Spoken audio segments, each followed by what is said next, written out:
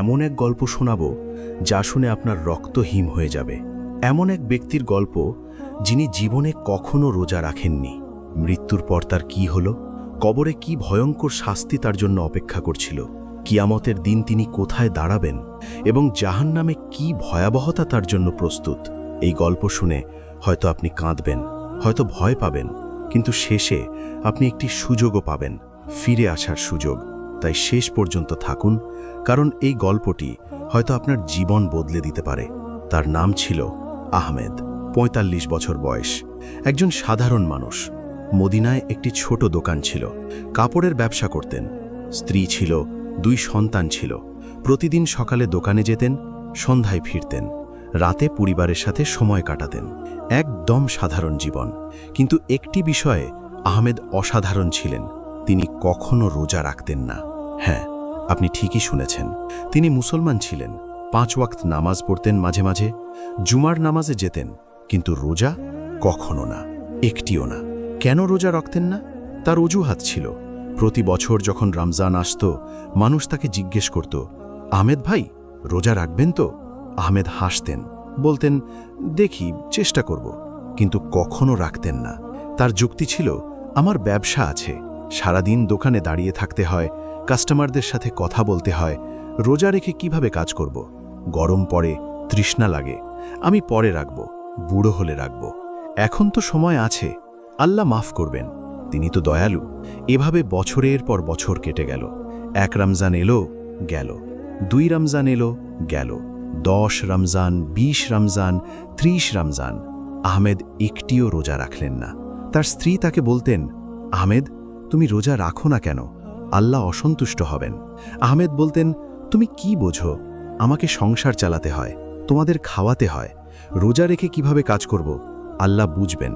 তার সন্তানরা বড় হতে লাগল, তারাও রোজা রাখতে শিখল, কিন্তু তাদের বাবা রাখলেন না।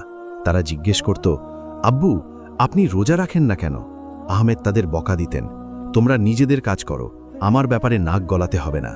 মসজিদের ইমাম সাহেব তাকে বোঝাতেন, বলতেন, আহমেদ ভাই, রোজা ফরজ, এটা বাদ দেওয়া যায় না। আল্লাহ তাআলা কুরআনে বলেছেন, ইয়া আইয়ুহাল্লাযীনা আমানু কুতিবা আলাইকুমুস সিয়াম, তোমাদের উপর রোজা ফরজ করা হয়েছে। আহমেদ শুনতেন, মাথা নাড়তেন, বলতেন, হ্যাঁ ইমাম সাহেব, আমি জানি, ইনশাল্লাহ রাখব, কিন্তু কখনো রাখতেন না। মানুষ তাকে বলতো, আহমেদ, তুমি যদি রোজা না রাখো, মৃত্যুর পর কি জবাব দেবে?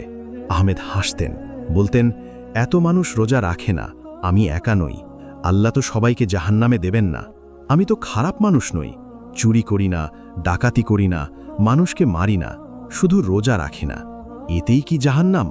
আল্লাহ দয়ালু, তিনি মাফ করবেন। এভাবে তিনি নিজেকে সান্ত্বনা দিতেন, নিজের বিবেককে শান্ত করতেন। কিন্তু গভীর রাতে যখন একা শুয়ে থাকতেন, তখন মনে একটা চিন্তা আসত, একটা ভয় আসত। কিন্তু পরদিন সকালে আবার দুনিয়ার কাজে ব্যস্ত হয়ে যেতেন, আবার সেই চিন্তা ভুলে যেতেন। এভাবে চলল বছরের পর বছর। ৪৫ বছর বয়স হলো আহমেদের। একদিন সকালে স্বাভাবিকভাবে দোকানে গেলেন। দুপুরে হঠাৎ বুকে ব্যথা শুরু হলো, প্রচণ্ড ব্যথা। তিনি বুঝতে পারলেন কিছু একটা হচ্ছে, ডাক্তার ডাকলেন, কিন্তু ডাক্তার আসার আগেই তিনি মাটিতে পড়ে গেলেন। Heart attack.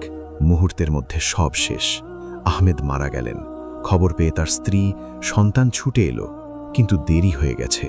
আহমেদ আর নেই, তার মৃতদেহ শুয়ে আছে, কিন্তু আহমেদের রূহ, তার কি হলো? যখন আহমেদের রূহ তার শরীর থেকে বের হতে শুরু করল, তখন তিনি প্রথমবারের মতো বুঝলেন তিনি কত বড় ভুল করেছেন। তার রূহ বের হচ্ছিল অসহ্য যন্ত্রণার সাথে। রাসূলুল্লাহ সাল্লাল্লাহু আলাইহি ওয়াসাল্লাম বলেছেন, যখন কাফের বা পাপিষ্ঠের রূহ বের হয়, তখন তা এমনভাবে বের হয় যেমন কাঁটাযুক্ত লোহার কাঁটা ভেজা তুলো থেকে টেনে বের করা হয়। আহমেদ অনুভব করলেন সেই কষ্ট। তার রূহ বের হচ্ছিল আর তিনি চিৎকার করতে চাইছিলেন, কিন্তু কেউ শুনতে পাচ্ছিল না। তার পরিবার কাঁদছিল তার মৃতদেহের পাশে, কিন্তু আহমেদ তখন অন্য জগতে। তার রূহ যখন পুরোপুরি বের হয়ে গেল, তখন 2 জন ফেরেশতা এলো। তাদের চেহারা কঠোর, ভয়ঙ্কর।